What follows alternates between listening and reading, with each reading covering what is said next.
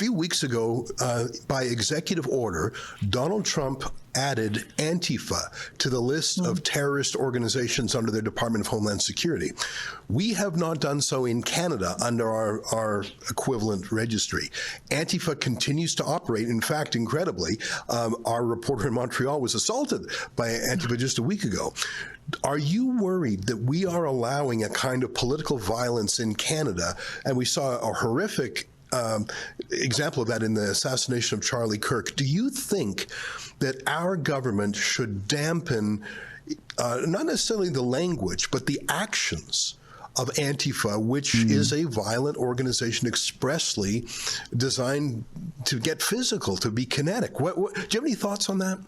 Well, I can tell you, I don't know the extent to which Antifa and I guess their companion Black Bloc operate in Alberta. I've been watching them in North America for some time. I think they do have a presence in Eastern Canada. One of the things that has happened in Alberta is we have a Critical Infrastructure Protection Act. And so we don't allow critical infrastructure to be blocked. You can't block borders, you can't block rail lines, you can't block highways. And our police do enforce that. So anytime we have seen that kind of action take place, I've been happy to see that our police forces have stepped in. We also enforce trespass. When there were very loud and disruptive protests happening at the university campuses, they said, hold on, you got to be a student to be here, and there's no camping overnight. Right. And so what happened is both the University of Calgary and the University of Alberta said it's fine to protest, but you have to protest within the rules. And they took down whatever blockades or barricades that there would have been, and I think they kept a relatively peaceful environment for the sides to be heard. And that's been our experience in Alberta, is you've got to make sure that there are lines. And the lines are: don't be violent, don't trespass, don't intimidate others, and make sure that you're not inconveniencing people or the economy by blocking critical infrastructure. Maybe there's others who would be able to benefit from doing the same, but I'll be watching it very closely, because there's no place for violence. When you're talking about peaceful protest, it's supposed to be peaceful. That's sort of the underscore, as opposed to just the protest and anything goes. I think that things have gotten a little too polarized in the U.S., and we're doing what we can to support freedom of speech on both sides. But there are some lines. Yeah. I mean, in America, they're attacking with the Antifa folks. They are literally attacking federal buildings and federal agents, and they're showing up. These protesters are showing up very it's very organized. Weirdly, it's very organized, and some of them are even showing up armed. Kind of crazy what's going on. But I do think that Canada should follow American suit and label Antifa as domestic terrorists, right? It only makes sense, because now Antifa are just going to flee America and come to Canada and continue that rhetoric. And of course, Canada is known to be we harbor terrorists here, and that needs to stop. That's part of the whole tensions are high with America, because Canada is really lacking to crack down on terrorists, domestic and external terrorism. So yeah, not a good look for Canada. But now we're going to take a look here at energy infrastructure and what Danielle Smith has to say. I remember Preston Manning wrote an op-ed, I think it was in the Globe and Mail, before the election, saying if Mark Carney won, he could be the very last prime minister of United Canada. I was sort of shocked by that, but I think Manning was implying that Mark Carney, because of his views on energy, his lifetime's work has been carbon taxes and net zero and stuff like that. Preston Manning was suggesting that if Mark Carney were to be the prime minister, that would end Canada. It would be such an attack on Alberta that Alberta would leave. And I know that the referendum legislation in Alberta now has a lower threshold. Are you worried that if Mark Carney holds the line against Alberta, and if this Team Canada Expand Markets thing was just puffery, are you worried that he's going to give winning some people would say it's not a worry at all, it's a delight. But do you predict that would give a boost to the separatist movement? Well, I can tell you that there already is a petition campaign that's been put forward by the former Deputy Premier, Thomas Lukasik. And it's written the other way. It's, do you want to remain in Canada? He is operating under the old rules, had to get about 290,000 signatures in 3 months. And it sounds to me by recent news stories that he's almost there. And so that is a referendum on separation, because the question is, are you going to remain in Canada or do you want to leave Canada? That's the implications of that. Alberta it's the wants to same leave. question that was asked in the Brexit referendum. And look what happened there. So I've been trying to do everything I can to make people, the status quo is not having enough signatures for a petition campaign like that. But it does look like it is heading in that direction. And when it does come right down to it, we'd be looking at, probably, if the signatures are collected and verified, we'd be looking at having something in the spring. So there is a very narrow window here for the Prime Minister, I think, to take the error out of that side of the vote. But so far, with what'd you say, 204 days, we've seen very, very little progress on. I personally, now I am an outsider of Alberta, and I also am a certified idiot, but I do think that Danielle Smith is playing it a little bit too safe on this issue. I would personally like to see Premier Smith, whose background, by the way, if I'm not mistaken, she was the leader of the Wild Rose or whatever the hell that party or organization used to be called way before she was the premier of Alberta, was a separatist party. They wanted Alberta to leave Canada, and it's kind of common sense. If you're a hardworking person in Alberta, you know that the federal government is mistreating Alberta and will continue to mistreat Alberta, and you're essentially working for Ottawa at that point. And so I would like Danielle Smith personally to take a bit of a harder stance on this and to become a little bit more vocal. I get it. She's politicking, she's playing the game, but that's kind of the problem with Canada, is the politicians are always politicking instead of picking a clear stance on things. At least that's kind of where conservatives seem to fail in Canada, is taking a very clear and hard stance on certain things.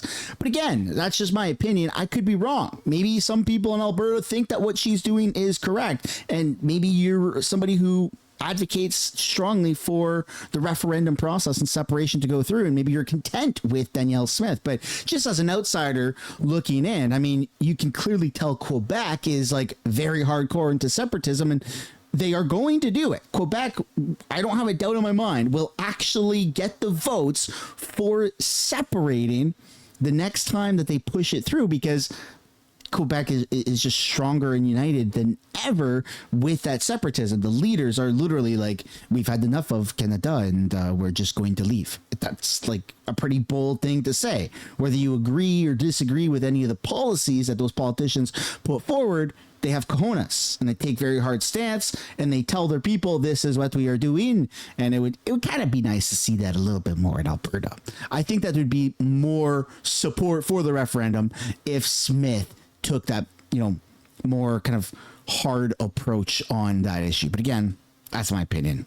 Let me know what you guys think down below. Last question. I understand you're having a meeting of the health ministers in Alberta in just over a week, which I think is interesting. And I love when they come to Alberta because they get a little dose of freedom. One of the things I think of when I think of health is a strange thing that happened under Trudeau, and Carney's keeping it, which is the legalization of marijuana. You can get it in any corner store almost. It's everywhere. And even the legalization of hard drugs in so-called safe supply areas. But at the same time, the same Liberal government has almost banned those little nicotine alternatives, those little pouches like Zyn. And you have to go to a pharmacy and you have to go through all these hoops. And I just don't understand how that makes sense when you have marijuana shops on every corner and you have hard drugs. That feels like an Ottawa knows best solution in an area of provincial jurisdiction. Would the province of Alberta do a libertarian thing and a sovereignty thing and say, you know what, we're going to let Ottawa do its thing, but in Alberta, we're going to be a little freer on nicotine alternatives? I did just hear about that nicotine pouch in the last couple of weeks. I don't know enough about it, and I don't know if my minister has looked into whether or not we would make it available in Alberta. But what I can tell you is that we are not a safe supply province. We don't believe there's such a thing as a safe supply of crystal meth or fentanyl or opioids. We just don't. And so we've taken the approach of a recovery-oriented system of care. We give people treatment in our corrections facilities. We have them able to stay in a recovery community up for up to a year.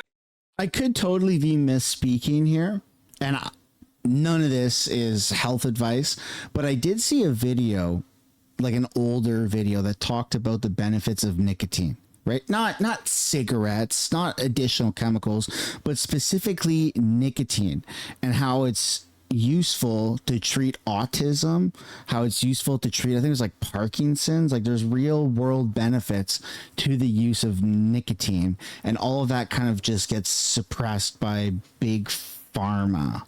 I don't know the validity of that context. I just saw a video and thought I'd share, but it's something I've been meaning to look into a little bit further, and I probably should have before I even said anything, but maybe somebody down in the comments knows a little bit more about this. Apparently nicotine, there's actually like good uses for it. Don't quote me on that. It's just something I saw in a reel or something like that. We've got an opioid agonist therapy to get them off opioids with Suboxone and Sublocade. We're going to keep on doing that. So we have already charted a different path than what the federal government has proposed. But I'll have to just check back with my minister to see if there's any room for us to be able to have some flexibility when it comes to that particular issue. Interesting. Yeah, the Zyn pouches. I'm personally not a big Zyn guy, but again, Canada's red tape on these things is just so bizarre. Canada views itself just better than America, and so we cut out a lot of things that Americans have access to that you just can't have access to in Canada. It's very weird. Very, very weird. You put to the Prime Minister a proposal that I think has a bit of everything. It's got major oil and gas companies interested. It's got Indigenous participation, and it even has something that would appeal to the lefties: carbon capture. I'm a bit of a skeptic about that myself, but you've thrown everyone a bone. What has Mark Carney said in response to your good faith initiative to develop the oil patch? Well, I'll find out more this week. I do have a bargaining team that has been meeting with his bargaining team over the last couple of months. And one of the things that we identified, I've been calling it the grand bargain. Let's find a way to get new bitumen pipelines built, particularly one to the Northwest BC coast. If we want to develop any new markets, that's the place to go. I know he's quite keen on the Pathways project, which has been put forward by our largest oil sands companies as a carbon neutral by 2050 project. But the main thing of the three-part plan is that we've got to get rid of the 9 terrible laws that are impacting the investment climate, because if the only way to get a pipeline built in this country is through federal taxpayer dollars, then the exercise will be a failure. What we have to do is get to a point where the private sector feels confidence that a project can be approved, permitted, and built so that those private dollars come back. And at the moment, we haven't seen enough movement to make that happen. Yeah, that's something that's pissing a lot of people off. Even Pierre Poilievre recently spoke about that and basically undermined Danielle Smith and said that provincially they have no power to build and construct a pipeline. That pissed a lot of people off, including myself. Pierre stopped just short of naming Danielle Smith, dismissing her pipeline remarks and stressing she has no authority. He urged people to ignore provincial politicians on the issue, saying the real deal or the real decisions rest with Carney. So there's only one person who will decide if this pipeline gets built, and it's Mark Carney. So I would encourage you all to ignore provincial politicians who have no authority in this matter. Like, the reality is the federal government. So he almost said Smith. So somebody's lying to us, because Premier Smith is saying that she can get the pipeline built, right? She can get the pipeline built. She can do it. And she's got funding for it for the private sector. And now Pierre, the federal government, saying that this doesn't matter at all.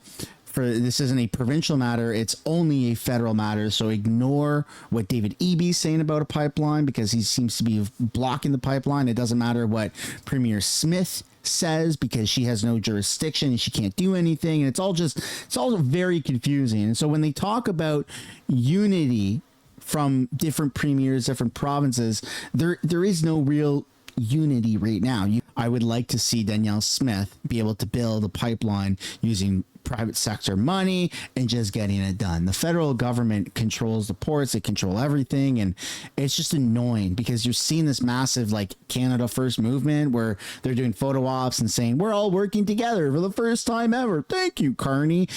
but nothing's actually getting done. And Smith isn't the problem in this at all. Smith wants a pipeline. She's got, some investors ready to go. It can happen. They just need the actual approval, the green light from the federal government. So